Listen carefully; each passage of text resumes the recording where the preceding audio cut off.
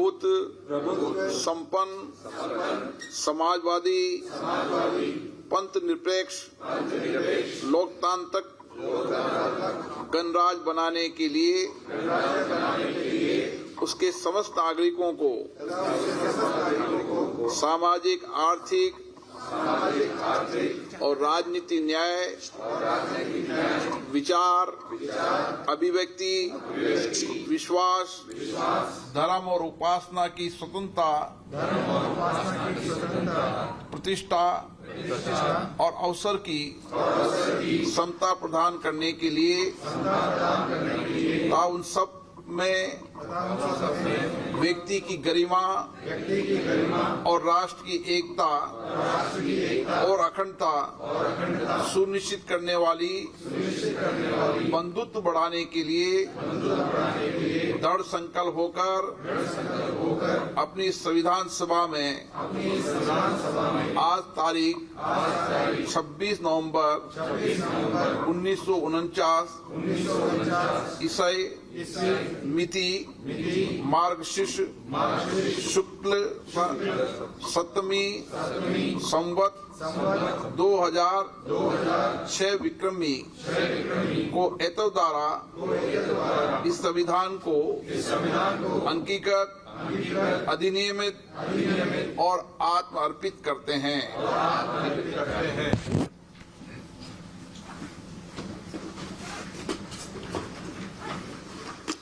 Thank you very much, sir. Now I request Honorable Speaker Lok Sabha, Sri Om Birla ji, to address our participants.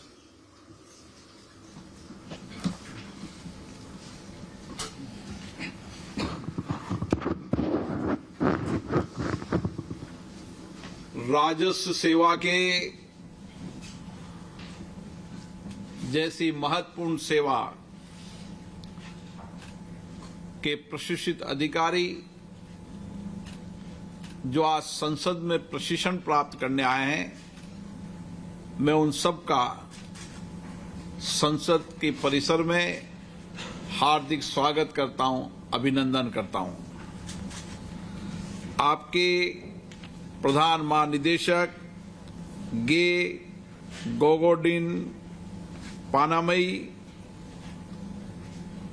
हमारे लोकसभा के secretary general Shri Utpal Kumar Singh ji, हमारे लोकसभा के joint secretary Gaurav Goyal जी, संयुक्त निदेशक सतीश गुरुमूर्ति जी और सभी देश के भविष्य बनाने वाले और देश के राजस्व को नियमित करना, संग्रह करना और राजस्व सेवाओं को सुचारू रूप से चलाकर देश के राजस्व संग्रह करते हुए पारदर्शी तरीके से और ईमानदारी और कर्मठता से काम करते हुए देश के आगे बढ़ाने में योगदान देने वाले सभी अधिकारीगण।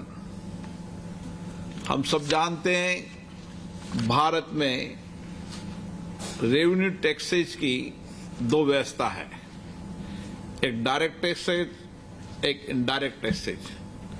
आप सबको इस महत्वपूर्ण सेवा के लिए आपका चयन हुआ है। आपने अपने जीवन में कठिन परिश्रम श्रम करके और इस पड़ाव पर आप पहुंचे हैं।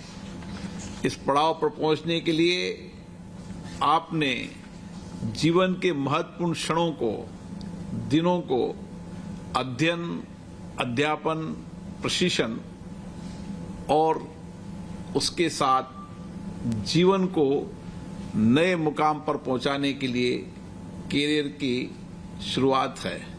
लेकिन ये कैरियर का आपका अंतिम पड़ाव नहीं है। हमें एक सर्विस के अंदर नियुक्ति मिली है, लेकिन हमारा पड़ाव बहुत दूर है। हमारा संकल्प भी बड़ा है, अपने सपने भी बड़े हैं और भारत के नौजवानों में ये नए सपने, नए संकल्प का आत्मविश्वास है। इसलिए जो दायित्व हमें मिला है उस कार्य को हम ईमानदारी से, पारदर्शिता से, जवाबदेही से निभाएं। मुझे आशा है आपकी पारदर्शिता, आपकी जवाबदेही, आपकी ईमानदारी, आपकी कर्मठता, आपकी कार्यकुशलता और नई तकनीकी ज्ञान की कुशलता से आप भारत के राजस्व को भी बढ़ाएंगे और समाज में नैतिक मूल्य को स्थापित करने का भी काम करेंगे, क्योंकि आप कस्टम सर्विस से हैं और कस्टम सर्विस के अंदर इंपोर्ट एक्सपोर्ट के अंदर भी आपका योगदान है। आप जितनी बेहतर नीतियां बनाएंगे, कार्य योजना बनाएंगे, उतना ही आप एक्सपोर्ट को भी प्रमोट करने का काम करेंगे। उसी के साथ, क्योंकि कस्टम के अंदर अवैध रूप से, बिना रूल्स के, बिना कानून के कई बार कई वस्तुएं, कई ऐसी वस्तुएं भी आती है जो देश को खतरनाक दिशा की ओर ले जाते हैं। विशेष रूप से हमारे नौजवानों के अंदर जो ऐसी वस्तुएं जिससे आने वाले समय में हमारी पीढ़ियों के लिए बड़ा नुकसान होगा, उसको भी रोकने का जिम्मेदारी आपकी है। और उसके साथ बिना टैक्स चुकाए जो इंपोर्ट करने का जो प्रयास होता है, उसको भी ईमानदारी और कपटता से काम करने की जिम्मेदारी आपकी है। मुझे आशा है आप जिस कड़ी मेहनत, परिश्रम से निकलें और जिस स्थान में आपने प्रशिक्षण प्राप्त किया है, आपको ये प्रशिक्षण नई ऊंचाइयों पर, नए सपनों, नए संकल्प को पूरा करने में मार्गदर्शन करेगा। आप भारत की संसद में आए हैं। भारत की संसद दुनिया का सबसे बड़ा लोकतंत्र है और दुनिया के सबसे बड़े लोकतंत्र में भारत के संविधान की अहम भूमिका है। भारत आजादी के बाद हमारे सामने बहुत सारे विकल्प थे कि हम कौन सी व्यवस्था लागू करें, लेकिन आजादी प्राप्त करने वाले और आजादी की लड़ाई लड़ने वाले लोगों ने एक लंबा संघर्ष किया था, एक लंबी चुनौती और लंबी कठिनाई हुई थी। और वो आजादी की लड़ाई लड़ने वाले लोग जनता से जुड़े हुए थे और इसीलिए उन्होंने भारत के अंदर एक लोकतांत्रिक व्यवस्था स्थापित करने की विचार बनाया, क्योंकि भारत के स्वभाव में, विचार में लोकतंत्र है। लोकतंत्र हमें आजादी के बाद का लोकतंत्र नहीं है। हमारी हर कार्य प्रणाली के अंदर, हमारी हर व्यवस्था के अंदर हमेशा लोकतंत्र रहा है। इसलिए हम कहते हैं कि लोकतंत्र भारत की विरासत है, भारत की संस्कृति है, भारत का आधार है। और इसीलिए जब संविधान बना तो संविधान के अंदर लंबी चर्चा हुई, लंबी डिबेट हुई, सहमति असहमति हुई, हर अनुच्छेद पर व्यापक विचार विमर्श हुआ। कई देशों के संविधानों के अध्ययन भी किया गया और ये विचार सर्वसम्मत से बना कि हमें पार्लियामेंट के अंदर लोकतांत्रिक संसदीय प्रणाली अपनानी चाहिए। और उस समय इतनी बड़ी विविधताएं, भारत जैसी विविधताएं कहीं नहीं, जहां अलग अलग भौगोलिक स्थितियां हैं, अलग अलग जाति, धर्म, भाषा, वेशभूषा, खान पान, जितनी विविधताएं भारत में, दुनिया के अंदर कोई देश इतनी विविधता वाला देश नहीं है। और इस विविधता के बाद भी हम संसदीय लोकतंत्र के माध्यम से कैसे एक साथ देश को लेकर चल सकते हैं, ये गंभीर चुनौती देश के अंदर उन नायकों के मन में थी। लेकिन हमारे नायक, हमारे स्वतंत्रता सेनानी के आंदोलन करने वाले, हमारे शिक्षाविद, विद्वान बड़े विद्वतापूर्ण थे और उन्होंने कहा कि देश को अगर जोड़ने का काम करेगी तो संसदीय प्रणाली करेगी। और उन्होंने संसदीय प्रणाली अपनाई। आज दुनिया के अंदर शासन चलाने की सर्वश्रेष्ठ पद्धति है तो संसदीय लोकतंत्र है। हमने उस समय ये विचार हमारे महान नायकों ने दिया था, आज दुनिया उस विचारों पे चल रही है। और संसदीय लोकतंत्र के अंदर चर्चा, संवाद, असहमति, ये लोकतंत्र की ताकत है। और हमने इसी संसदीय लोक प्रणाली से 75 वर्ष की यात्रा के अंदर हमने विकास की यात्रा तय की। हमने समाज के वंचित गरीब व्यक्तियों के जीवन को बदलने के लिए बहुत संविधान में आवश्यक संशोधन भी किए, नियम भी बनाए और उनके लिए कल्याणकारी योजनाएं, किस तरीके से उनके जीवन के अंदर सामाजिक आर्थिक परिवर्तन किया जा सकता है, कल्याणकारी योजनाएं लागू की। आप देखिए कि 1947 के अंदर हमारा बजट 175 करोड़ का था, आज 40 लाख करोड़ से ज्यादा हमारा बजट है। ये सब आप जैसे उन नौजवानों का प्रयास था जिन्होंने डायरेक्ट इनडायरेक्ट टैक्स के अंदर, रेवेन्यू के अंदर इकट्ठा किया और उस धन को समाज के आर्थिक सामाजिक कल्याण के साथ साथ समाज के नीचे के लोगों के जीवन के कल्याण के साथ एक इंफ्रास्ट्रक्चर के अंदर भारत को आगे बढ़ाने का कार्य योजना बनाई।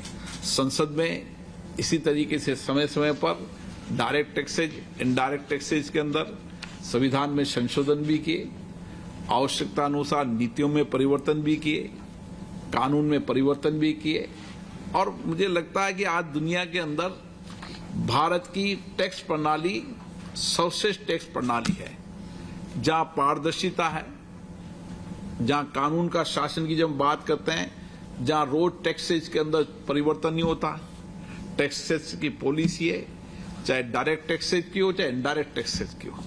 और इसी नीति के कारण, हमारी इसी टैक्स पॉलिसी के कारण आज दुनिया के अधिकतम देश के लोग भारत में इन्वेस्टमेंट करना चाहते हैं। भारत की अर्थव्यवस्था मजबूत करने में भी आपका योगदान रहा और उन नीतियां बनाने, कानून बनाने वाले संसद का योगदान रहा। आज जब आप यहां पर आए हैं तो 1947 से लेकर अभी तक की यात्रा का भी आप अनुभव करेंगे। समय समय पर टैक्स के अंदर संविधान में संशोधन, कानून में संशोधन, हमारी संसदीय प्रणाली के अंदर जो हमारी स्टैंडिंग कमेटी के अंदर हुई चर्चा, डिबेट, इन सब का अध्ययन करेंगे और प्रशिक्षण प्राप्त करेंगे कि समय की आवश्यकता के अनुसार किस तरीके से भारत की संसद ने कानून बनाए, संविधान में संशोधन किए। हमने एक टैक्स प्रणाली लगी, एक देश एक कर। हमारे सामने चुनौती थी इतने बड़े टैक्स, लेकिन हमने उस टैक्स प्रणाली को लाया। आज दुनिया उस टैक्स प्रणाली का अध्ययन कर रही है और दुनिया इस टैक्स प्रणाली को अपना रही है। इसलिए भारत की संसद ने महत्वपूर्ण संविधान संशोधन भी, कानून बनाए, नीतियां बनाई।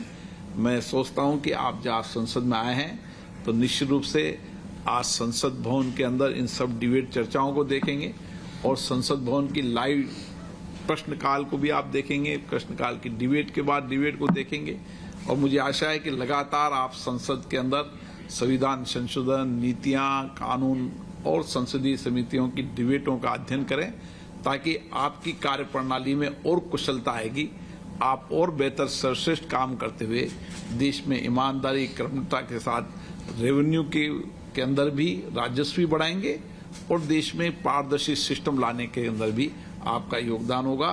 आज नए मुकाम पर आप जिंदगी की नई शुरुआत कर रहे हैं, मैं आपको इसके लिए बधाई देता हूं, शुभकामनाएं देता हूं।